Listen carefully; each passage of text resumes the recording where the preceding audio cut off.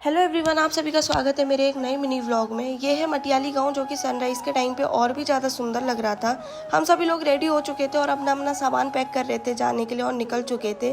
प्रीति की मम्मी भी हमें छोड़ने आ रखे थे और ऊपर से मटियाली गाँव तो और भी ज़्यादा खूबसूरत लग रहा था। और ये रहा प्रीति का घर। इसके बाद हम लोग मटियाली से सीधा चले गए थे बड़कोट की ओर। बड़कोट हम पहुंचने ही वाले थे, थोड़ा रास्ता कवर किया था और प्रीति ने उल्टी करना शुरू कर दिया, लेकिन उसके बाद प्रीति नॉर्मल हो गई थी। मैं बैठी थी, प्रीति बैठी थी और हमें ज्वाइन किया था हमारे परम मित्र धीरू ने, जो कि हमारे साथ यमुनोत्री आने वाला था। उसके बाद मैं कार से बाहर निकल के देखती हूँ, पहली बार ज़िंदगी में ऐसे सामने हिमालय जो कि बर्फ़ से ढके थे। और जानकी चट्टी पे उतरने के बाद हम लोगों ने पैदल ट्रैक शुरू कर दिया था और मेरा ध्यान तो हिमालय पे ही था कि भाई कितने क्लोज हैं।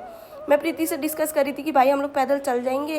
भीड़ तो कम थी क्योंकि आजकल बारिश के दिन है तो लोग कम ही आते हैं, लेकिन फिर भी लोग तो काफ़ी थे। उसके बाद मैंने ये क्या देखा कि मम्मी और दादा इतने जल्दी जल्दी सबसे आगे आगे चल रहे थे।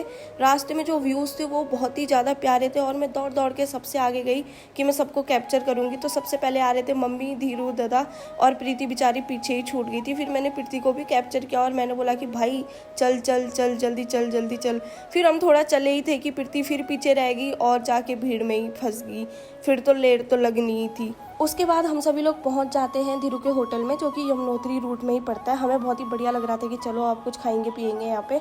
और धीरू हमारे लिए वहाँ कॉफ़ी बना रहा था। दादा और मैंने कॉफ़ी पी और बेचारा अपना सर खुजा रहा था कि पता नहीं कॉफ़ी कैसी बनी थी, लेकिन बहुत ही बढ़िया बनी थी।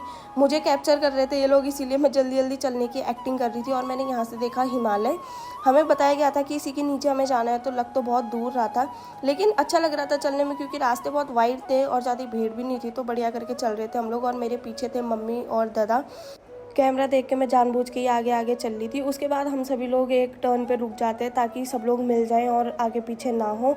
उसके बाद मैं ये क्या देखती हूँ कि मम्मी रुक के अपनी थकान मिटा रहे थे, लेकिन जैसे ही मम्मी ने कैमरा देखा मम्मी चलने लगे और सेम ऐसे ही मैं भी रुकी हुई थी।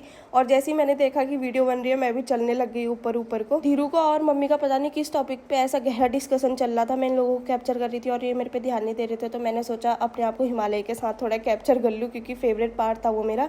उसके बाद हम लोग भैरव बाबा मंदिर पे पहुंच चुके थे और इसके आगे थोड़ा सा ही बचा था यमुनोत्री पहुंचने के लिए। फिर मैंने देखा कि ऊपर से हमें नदी भी दिख रही है, सब कुछ बढ़िया बढ़िया दिख रहा है। मैं बहुत ही एक्साइटेड थी कि चलो अब हम पहुंचने वाले हैं। जब मैंने सामने देखा तो मुझे दिखा माँ यमुना का मंदिर, यमुनोत्री धाम। उसके बाद प्रीति और मैं दोनों चले गए थे जल्दी जल्दी हाथ पाँव पे पानी डालने, हाथ जोड़े जल्दी जल्दी क्योंकि इतना ठंडा था पानी, नहाने का ख्याल तो बिल्कुल आया ही नहीं। दादा नहा चुका था। उसके बाद प्रीति और मैं बैठ गए थे थोड़ी देर यहीं पे क्योंकि हाथ पाँव सुन्न हो चुके थे। फिर हमने दर्शन किए माँ यमुना के, बहुत ही अच्छा लगा और बहुत ही अच्छे दर्शन हुए और हम लोग निकल चुके थे घर की ओर। आते और जाते वक्त आने वाले भक्तजनों की भीड़ सेम ही थी। अब मिलेंगे न्यू मिनी ब्लॉग में, तब तक